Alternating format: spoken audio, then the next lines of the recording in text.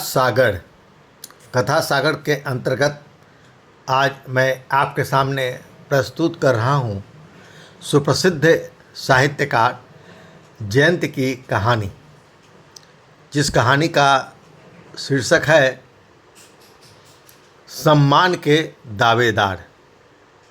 सम्मान के दावेदार। पिछले 4-5 वर्षों से इस तरह की अधिसूचना नहीं आई थी। कारण जो भी रहा हो, सूचना के आते ही सब लोगों में खलबली मच गई। राज्य में कुल मिलाकर 7 ही कार्यालय थे और उन सभी में से सबसे कर्मठ और सब तरह से उपयुक्त 3 कर्मचारी का चयन किया जाना था। दिल्ली मुख्यालय द्वारा उसे सम्मानित किए जाने की योजना थी।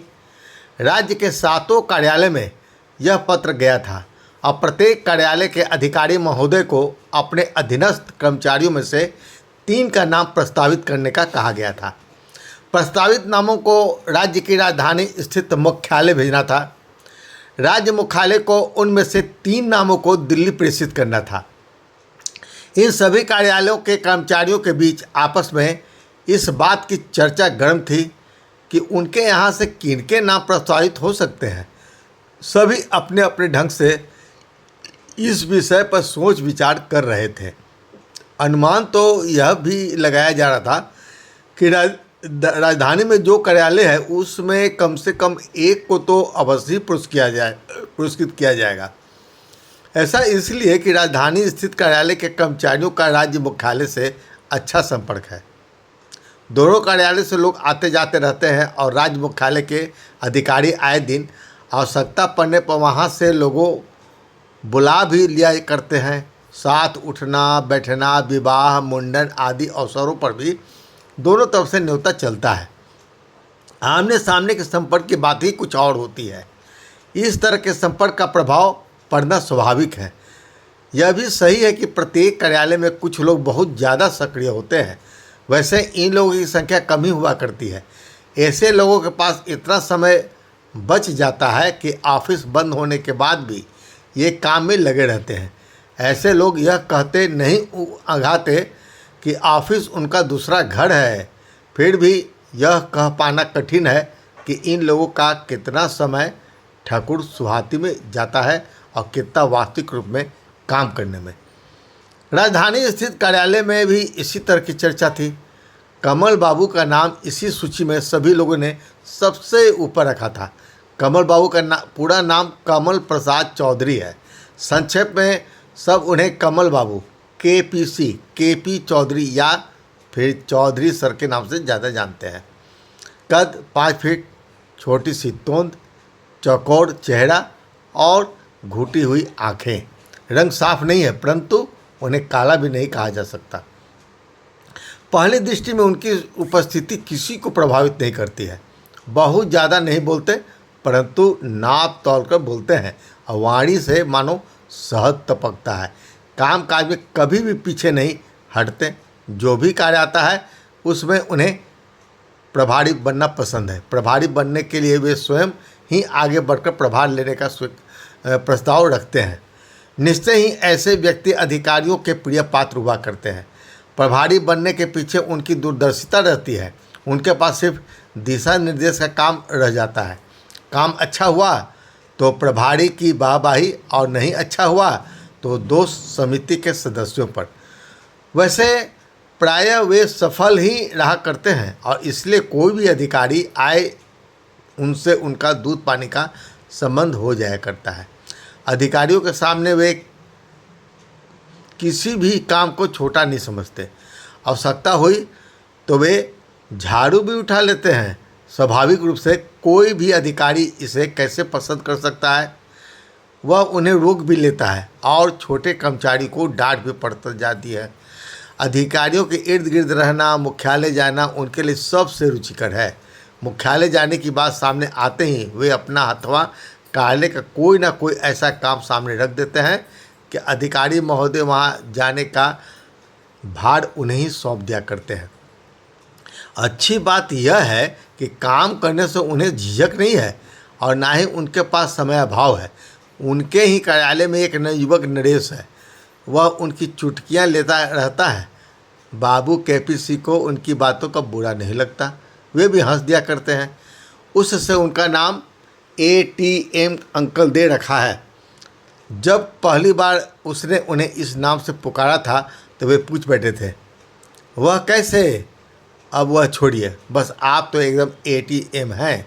अरे बताओ भी, छोड़िए भी कमल बाबू, अभी वह बच्चा है, इसी बात पर बुरा नहीं मानिएगा। इसी पर 4 पंक्तियाँ सुनिए। एक शायर कहता है, बच्चे को जाने दे बहारों में, बस उसे अपनी दुआएं देना कि वह आगे आए जीवन में और निकले कहीं हजारों में। अब बगल की कुर्सी पर बैठे एओ साहब अख्तर जी ने कहा, वाह क्या बात है, एकदम सही कहा सर आपने। अरे बताओ भी, तुम तो हम लोगों के सामने बच्चे तो ही हो। नहीं नहीं, आपको बुरा लग जाएगा। बुरा? बुरा कैसा? बताओ। बुरी लगने वाली बात भी होगी तब ना बुरा लगेगा। अब बुरा नहीं मानूंगा। चलो, जीवन में प्रत्येक आदमी कितना व्यस्त है, इसलिए मेरा तो मानना है कि थोड़े से हंसने हंसाने के क्षण निकल आए तो किसी को बुरा नहीं मानना चाहिए। चलिए, आप कहते हैं तो बता देता हूँ। वैसे मुझे बड़ा आश्चर्य लगता है कि आपके पास इतना समय कैसे रहता है। जिस प्रकार एटीएम के बाहर लिखा रहता है 24x7, आपके पास उसी की भांति समय हुआ करता है। वहाँ खड़े सब लोगों ने कहकर ठहाका लगाया। अब बाबू केपीसी ने भी हंसते हुए कहा, अब इस एटीएम से रुपये नहीं निकालने नहीं लग जाना, समझे? हाँ, चाय पिला दूंगा। खूब हंसी ठिठोली हुई। कुल मिलाकर कार्यालय का वातावरण स्वस्थ है और सभी एक दूसरे के कार्यों में सहायता करते हैं। जब नाम जाने की बात आई तो सभी के दिमाग में यह बात आई कि बाबू केपीसी का नाम तो जाना ही है और उनका पुरस्कृत होना भी निश्चित है। सभी उन्हें कहने लगे कि आपको तो पुरस्कार मिलना ही है। वे हंसकर टाल जाते। अब कहते कि राज्य में और भी 6 ऑफिस हैं और भी कोई अच्छा काम करने वाला हो सकता है। नरेश कहता कि यह उनका बड़प्पन है। सब आपस में चर्चा भी करते कि बाबू केपीसी का नाम तो जाना ही चाहिए। बाबू केपीसी का मन भी एक अनजान भय मिश्रित प्रसन्नता से दोलायेपन था। उनके घर में उनकी पत्नी और बच्चों को पूरी आशा थी कि पुरस्कार मिलने वालों में उनके पिताजी भी निश्चिंत ही रहेंगे। 2 और लोगों का नाम भेजा जाना है। दूसरा नाम प्रमोद जी और तीसरे नाम के रूप में ईश्वरी राय जी का नाम लिया जा रहा है। कोई कहता है कि आजकल पुरस्कार तो उन्हीं लोगों को मिला करता है जिनकी पकड़ होती है। भला आज कौन सा पुरस्कार विवादों से पड़े है? जो भी हो, कम से कम योग्यता का सम्मान तो होना ही चाहिए ना। उसके बाद जिसको चाहे जो मिले। इसी प्रकार कई तरह की चर्चाएं गर्म है। कुल मिलाकर चौधरी जी की ही पकड़ ज़्यादा मजबूत है। भाई कुछ भी कहो, हकदार की बात करें तो अपने एटीएम बाबू का तो मिलना ही चाहिए। हाँ भाई, इस ऑफिस से उन्हें तो मिलना ही चाहिए। रह गए बाकी ऑफिस तो 2 किसी और को जाएंगे ही। अपने ऑफिस से ही 3 नाम तो जाने ही हैं। आजकल कौन सा पुरस्कार विवाद में नहीं है। पुरस्कार ऐसे ही मिल जाता है क्या, बिना मक्खनबाजी के? एक ने व्यंग करते हुए कहा। अपने केपीसी को कम से कम इस विधा में कम मत आकिए। सभी हंस पड़े। जिसको भी मिले, परंतु जो भी कहिए, इस दौर में अपने यहाँ के केपीसी के अलावा कोई और नहीं है। यह हुई ना बात, एकदम सही, नरेश ने कहा। ये नाम ऑनलाइन नहीं भेजे जाने थे। नाम भेजे जाने की प्रक्रिया में साहब ने एक गोपनीय लिफाफा तैयार किया। उसे लेकर अत्यंत विश्वसनीय व्यक्ति को राज्य मुख्यालय जाना था और उसे सीधे बड़े साहब के हाथों में देना था। बड़े साहब ने मना किया था कि किसी पीयून के हाथों उसे नहीं भेजना है। उन्होंने यह भी कहा था कि वे जब कॉल करेंगे तब भेजना है। अब कमल बाबू से ज़्यादा विश्वास कौन हो सकता था। उनके कॉल आने पर साहब ने कमल बाबू को बुलाया और उनसे बातें करते हुए पुटकों में निकल आए। कमल बाबू को उन्होंने कहा कि वे अपनी मोटरसाइकिल ले आए। कमल बाबू तुरंत अपनी मोटरसाइकिल लेकर सामने आ खड़े हुए। साहब ने वह मोड़बंद लिफाफा उनके हाथों में रख कर कहा कि सीधे मुख्यालय चले जाएं। यह भी समझाया कि लिफाफा सीधे बड़े साहब के हाथों में देना है। कमल बाबू की समझ में नहीं आया कि ऐसी क्या बात है कमल बाबू ने पत्र पहुंचा दिया। उन्हें तो यह आभास तक नहीं हुआ कि लिफाफे में क्या था। 15 दिन गुजर गए और उसके तीसरे दिन दिल्ली मुख्यालय से ईमेल के माध्यम से सूचना आ गई। 7 कार्यालयों में से कौन 3 कर्मचारी सम्मान के लिए चुने गए हैं। इनमें कमल बाबू का नाम कहीं भी नहीं था। यहाँ तक कि उनके कार्यालय में जिस लोगों ने नाम का अनुमान लगाया जा रहा था वे भी नहीं थे, परंतु उनके कार्यालय से एक नाम अवश्य था जिसे पुरस्कृत किया गया था। पता चलते ही कुछ लोग इस समाचार को सुनने के साहब के कमरे में आ गए। जानकारी मिली और यह भी पता चला कि बाबू केपीसी का नाम नहीं है। सबों के चेहरे पर मुर्दानी सी छा गई। कुछ इस समाचार को प्रसारित करने बाहर भागे। कमरे में कमल बाबू और एमएओ साहब रह गए। कमरे में मर्यादित परंतु अशुभ सन्नाटा था और साहब की नज़रें खिड़की से बाहर फैले शून्य पर थी। उनका चेहरा निर्विकार था। कमल बाबू एवं एओ साहब दुविधाग्रस्त थे। कुछ क्षण गुजर गए तो साहब ने सिर घुमाया और उनके अभिव्यक्त होकर गहरी उच्छ्वास छोड़ते हुए बोले, चलिए यह चैप्टर तो क्लोज हो गया। उनकी आवाज़ में गंभीरता थी। अख्तर साहब ने केपीसी बाबू के कंधे पर हाथ रखकर कहा, चलिए यह सब होता ही रहता है। एक शायर ने कहा है, आज वे काबिल हुए जो किसी काबिल न थे, मंजिलें उनको मिली जो दौड़ में शामिल न थे। साहब और अख्तर जी दोनों की आंखों में एक फीकी सी मुस्कान तैर गई, परंतु कमल बाबू मुस्कुरा नहीं सके। ये कहानी थी सुप्रसिद्ध साहित्यकार जयंत की, जो एमए अर्थशास्त्र और बीएड कर चुके हैं।